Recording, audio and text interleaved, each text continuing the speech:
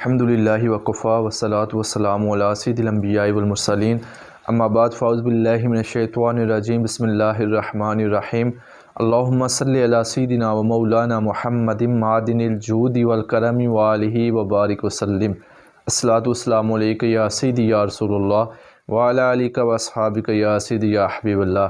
ناظرین کرام، آج آپ کی خدمت میں تشخیص مرض کا جو ہے وہ طریقہ آپ کی خدمت میں پیش کیا جائے گا کہ کیسے جو ہے وہ آپ ایک مریض کی جو ہے تشخیص خود کر سکتے ہیں۔ مریض آپ کے سامنے ہے، آپ کو سمجھ نہیں آ رہا کہ اس پہ جادو ہے، اسیب ہے، جنات کا معاملہ ہے یا کوئی جسمانی مسئلہ ہے، تو یہ جو تشخیص کا طریقہ میں بتا رہا ہوں یہ بہت ہی آسان ہے، آپ اس کو کر سکتے ہیں۔ اس عمل کے بعد جو ہے وہ آپ کو یہ معلوم ہو جائے گا کہ اس مریض پر کیا جادو کا معاملہ ہے، اسیب کا معاملہ ہے یا پھر جسمانی معاملہ ہے۔ تو بہت ہی آسان طریقہ ہے۔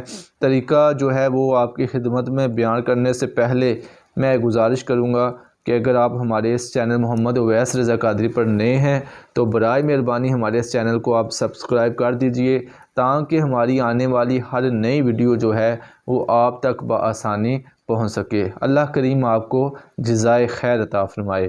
تو بلا تاخیر جو ہے وہ اس کو شروع کرتے ہیں۔ آپ نے سب سے پہلے مریض کی جو ہے وہ قمیض لے لینی ہے۔ مریض کی جو ہے قمیض لے کر آپ نے اس کی پیمائش کرنی ہے۔ ایک دھاگا لیں اور اس قمیض کی جو ہے وہ پوری قمیض جو ہے اس کی پیمائش کر لیں۔ پیمائش کر کے آپ نے دھاگے کو آپ رکھ دیں۔ پھر آپ نے اس قمیض کے اوپر کیا کرنا ہے، آپ نے 3 مرتبہ جو ہے وہ سورہ اخلاص پڑھنی ہے، قل هو اللہ احد، اور اس کے بعد آپ نے 11 مرتبہ درود پاک پڑھنا ہے۔ درود پاک جو ہے وہ کوئی بھی پڑھ سکتے ہیں آپ۔ اب اس کے بعد جو ہے وہ آپ نے 3 مرتبہ آیت الکرسی پڑھنی ہے۔ یہ سب پڑھ کے اس قمیض کے اوپر آپ دم کر دیں، دم کر دیں، دم کر دیا۔ اب آپ نے وہ دھاگا جس کی آپ نے پیمائش پہلے لی تھی، اب اس دھاگے سے دوبارہ اس کی پیمائش لیں۔ اگر یہ جو کپڑا ہے یہ بڑھ جائے تو پھر مریض کے اوپر جو ہے وہ اسیب اور جنات کا معاملہ ہوگا۔ اگر یہ کپڑا جو ہے یہ کم ہو جائے تو پھر مریض کے اوپر جادو اور سحر کا معاملہ ہوگا۔ اگر جو ہے کپڑا نہ کم ہو نہ آگے بڑھے تو پھر جو ہے معاملہ جو ہوگا وہ جسمانی معاملہ ہوگا۔ تو یہ تشخیص کا جو طریقہ تھا بہت ہی آسان طریقہ جو آپ کی خدمت میں نے پیش کیا ہے، آپ اس طریقے سے فائدہ اٹھائیں، مستفیض ہوں۔